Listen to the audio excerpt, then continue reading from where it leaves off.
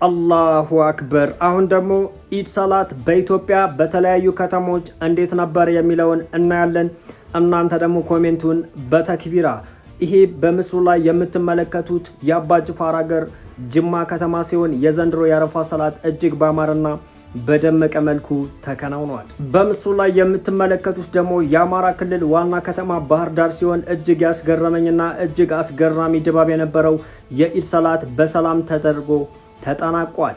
ከጀርቤ የምትመለከቱት በርካቶች ከተለያዩ አቅጣጫዎች ለአረፋ በዓል ወደ ሀገራቸው የገቡበት ስልጤ ሲሆን ወራቤ ላይ ይህን የመሰለ እጅግ አስገራሚ የኢድ ሰላት በሰላም ተጠናቋል።